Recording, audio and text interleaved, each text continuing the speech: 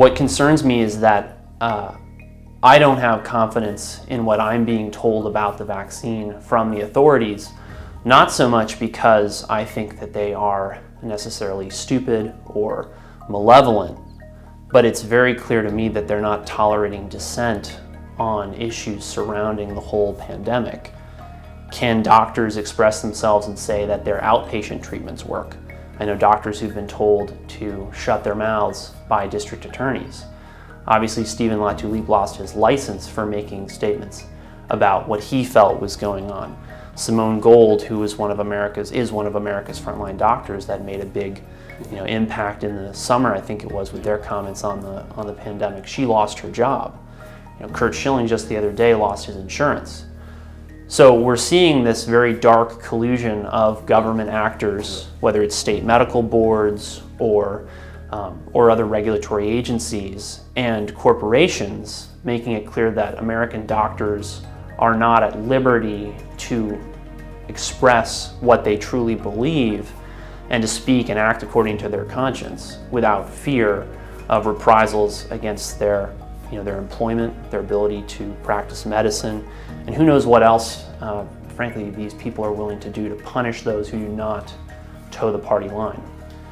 It's so ironic looking at how, particularly people on the right who are concerned about this loss of our liberty are being caricatured as totalitarians themselves, and white supremacists and extremists, which of course is not at all compatible with my experience with these people.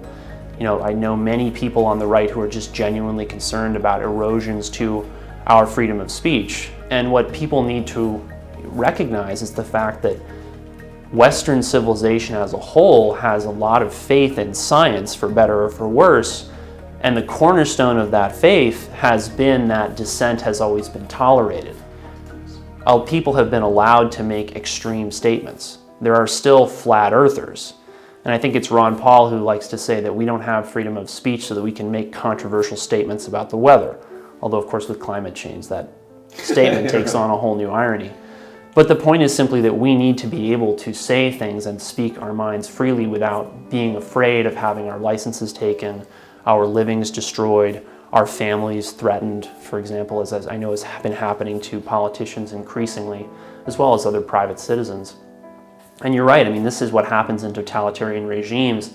And this is, if it hasn't already, this is going to result in industry and government colluding to cover up negative effects of anything from chemicals to pharmaceutical drugs to medical therapies. The last several decades in American history have seen one case after another in which something we thought was safe was suddenly recognized as dangerous. Yeah.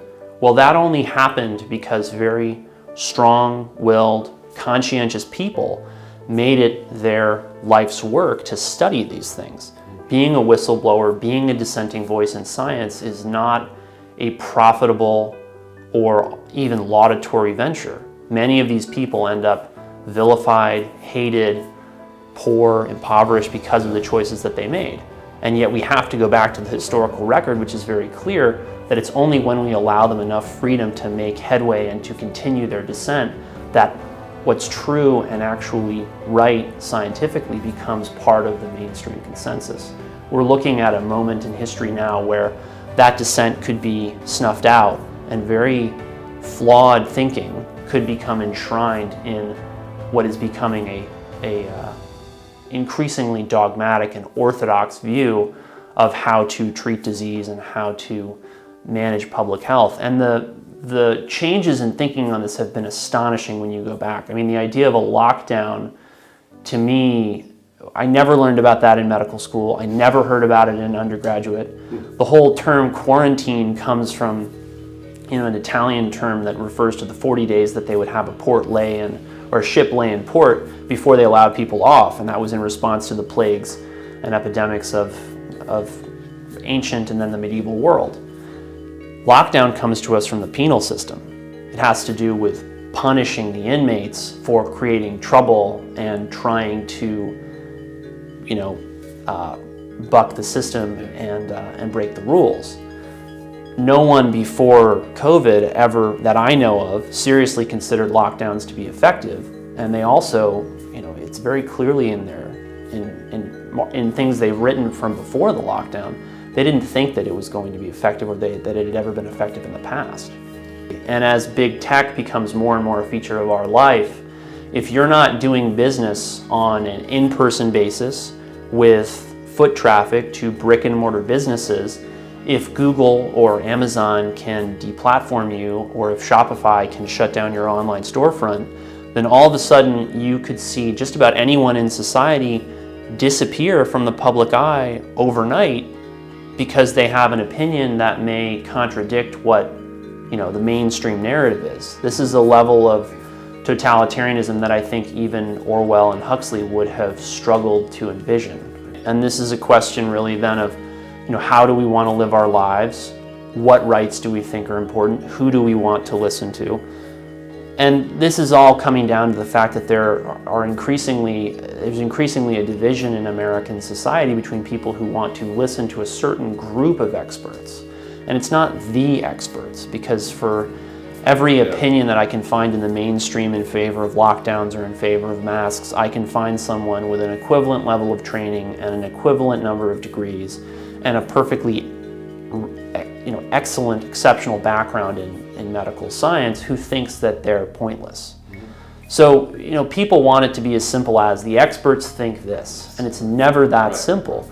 And so in all of these, questions, whether it's how we should deal with the environment or how we should deal with, mandatory vaccination, the question is, well, what risks are we willing to entertain? How do we calculate those risks? What do we think of those risks? Some Americans are willing to accept figures from the CDC and from major academic medical centers and medical journals stating that vaccines are safe and effective. And then on the other hand, you have people who are not willing to trust those authorities because of their firsthand experience, because of their religious beliefs, because of opposing experts who think that data or that evidence is flawed. And historically, Americans have been allowed to make their own choices as to where they went, how they worshiped, what they did for work, where they did it. We had enormous liberty. And I have been shocked to see how quickly that's eroded in our lifetimes. The precedent for eroding liberty in any country is grim. It is never really ended well. In fact, it always ends with some kind of struggle between those who are newly oppressed and the oppressors that, as far as I know and can tell, is always violent. And it just seems like there are two Americas emerging, one of which wants to listen to a certain group of experts and another of which doesn't. And who knows how all of this will play out, but one is trying to enforce its will upon the other through the increasingly centralized power in Washington. And I hope that people will realize what an incredibly bad plan that is, and will walk back their desire to dictate to their fellow Americans, who may be in radically different geographical locations and facing very different conditions than they do. I hope that they will walk back their desire to wield their authority to command those people how to live.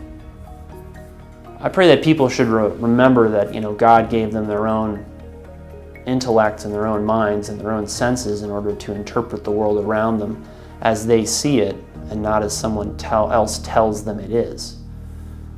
That's what I pray.